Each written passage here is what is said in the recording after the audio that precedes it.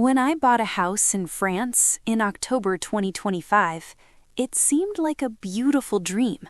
A home in Europe, a new chapter, a new country. But dreams rarely arrive without trials. The real France didn't begin in October.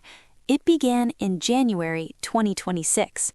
I came for 2 months, and it was as if I stepped into another reality. A reality far more complicated than I expected. The house. The house kept distance from me.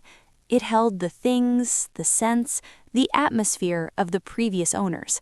Sometimes it was as if someone else's life still lived inside its walls, and I, just a guest who had stayed too long, as if I had stepped into someone else's story instead of beginning my own. It was hard to fill it with myself, to add warmth, to give it personality. It was as if the house resisted.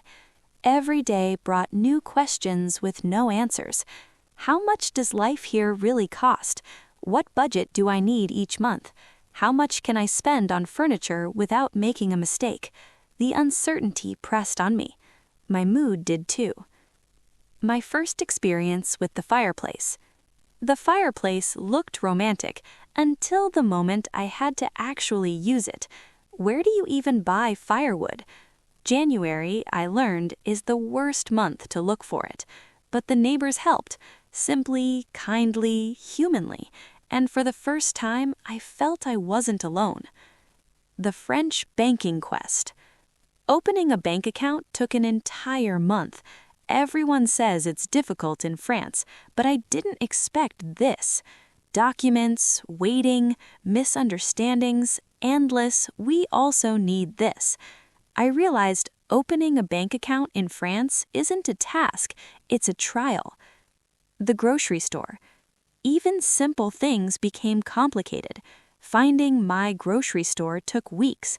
Figuring out where to buy familiar products took even longer. The phone. A phone. Something so ordinary, so necessary, and yet getting a French phone number turned into a small adventure of its own. No telecom company would open a contract without a bank account, and no bank account could be opened without a French number. A circle again. But eventually, I managed to buy a prepaid SIM, temporary but French, and things finally began to move. French language and communication. I didn't speak French, but people were kind. Sometimes we spoke English, sometimes with gestures. We understood each other. The translator helped, but the inability to express myself fully slowly became frustrating. I felt like an adult woman who suddenly became a child again, unable to speak. And at some point, I noticed something changed.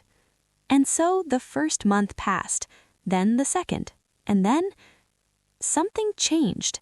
The problems didn't disappear overnight, but they began to resolve, slowly, one by one. The house grew warmer, not just because of the fireplace. It began to feel like mine. Habits appeared, familiar places, a quiet sense of I live here instead of I'm here temporarily. And at some point, I noticed something strange. I stopped asking myself, do I even like it here? Was this a mistake? Those thoughts simply vanished. Instead, something else appeared. I no longer judged France. I began to notice life around me, quiet, unhurried, everyday life. How green fields and castles helped me to become part of French life. When green fields opened before me, dotted with peacefully grazing sheep, I understood everything inside grow quiet, as if nature itself placed a gentle hand on my heart and asked me to simply be.